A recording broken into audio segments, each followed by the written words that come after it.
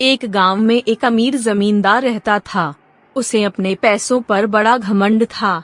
जितने अधिक पैसे उसके पास थे, उतना ही वह कंजूस भी था। अपने खेतों में काम करने वाले किसानों से वह खूब काम करवाता, मगर पगार कौड़ी भर भी न देता। मजबूर गरीब किसान मन मारकर उसके खेत में काम करते। उसी गांव में रामू नामक एक किसान रहता था।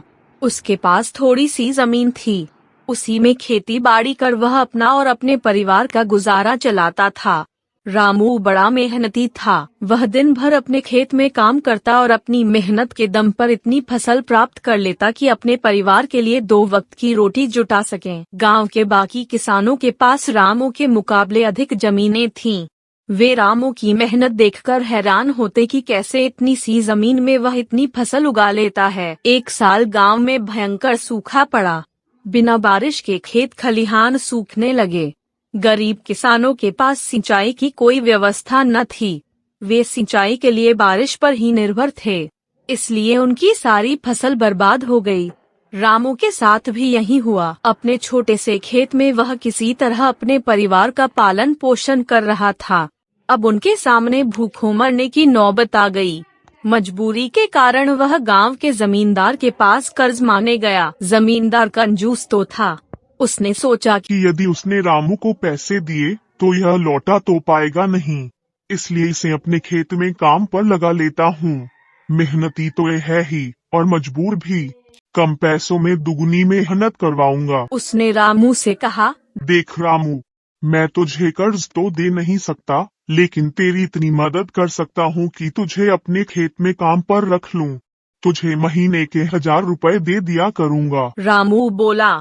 पर मालिक, दूसरे किसान तो 2000 पाते हैं। जमींदार बोला, करना है तो कर, वरना मेरे पास किसानों की कमी नहीं। मजबूर रामू क्या करता, हामी भरकर घर लौट आया। अगले दिन से जमींदार के खेत में काम करने लगा। मेहनती तो वह था ही। वह खूब मेहनत और लगन से काम करता। उसने 4 महीने का काम 2 महीने में ही कर दिया।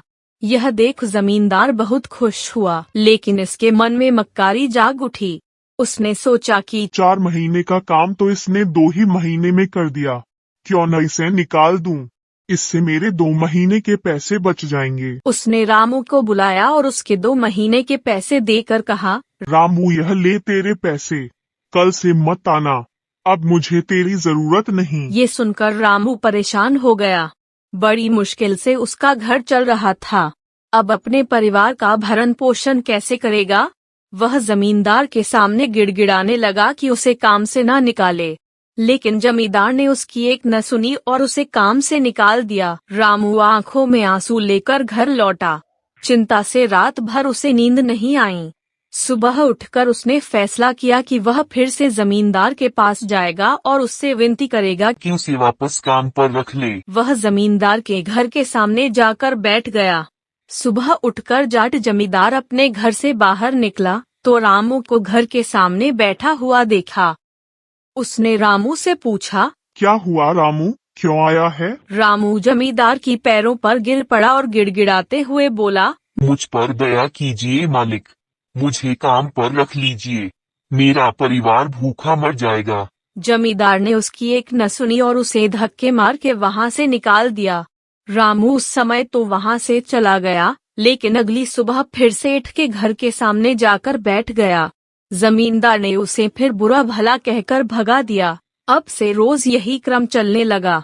रामू रोज जमींदार के घर के सामने जाकर बैठ जाता और जमींदार उसे भगा देता। पूरे गांव में इस बात की चर्चा होने लगी। सब जमींदार को भला बुरा कहने लगे। तंग आकर जमींदार ने सोचा कि क्यों ना कुछ दिन परिवार सहित दूसरे गांव चला जाऊं। मुझे ही घर पर ना देखकर रामू यहाँ आना बंद कर देगा। अगले दिन वह परिवार सहित दूसरे गांव अपने रिश्तेदार के घर चला गया। 10-15 दिन रिश्तेदार के घर रहने के बाद जब वह अपने घर लौटा तो मोहन को अपने घर के सामने बैठा नहीं पाया। वह मन ही मन खुश हुआ कि चलो उससे पीछा छूटा, लेकिन वह चकित भी हुआ कि आखिर रामू ने आना बंद क्यों कर दिया। उसने गांव वालों को बुलाकर पूछा तो पता चला कि रामू घायल है और अपने घर पर पड़ा हुआ है। जमींदार ने पूछा, क्या हुआ उसे? एक जमींदार ने कहा, मालिक, आज जब दूसरे गांव चले गए थे तब भी रामू आपके घर के सामने बैठा रहता था। एक दिन आपका खाली घर देखकर कुछ चोर चोरी करने के इरादे से आपके घर में घुसे, लेकिन वे रामू की नजर में आ गए। रामू अपनी जान की परवाह न कर उनसे उलझ गया और उन्हें भगा दिया। उनके बीच हुई हाथापाई के कारण रामू घायल हो गया। ये जानकर जमींदार को खुद पर शर्म आने लगी कि उसने रामू के साथ कितना बुरा किया, लेकिन इसके बाद भी रामू उसके घर चोरी होने से बचाने के लिए चोरों से उलझ गया। वह पछताने लगा। उसने रामू के घर जाने का फैसला किया। वह रामू के घर पहुंचा तो देखा कि रामू बड़ी दयनीय अवस्था में चारपाई पर पड़ा हुआ है। उसके बच्चे भूख से बिलख रहे हैं। ये देख जमींदार का दिल भर आया।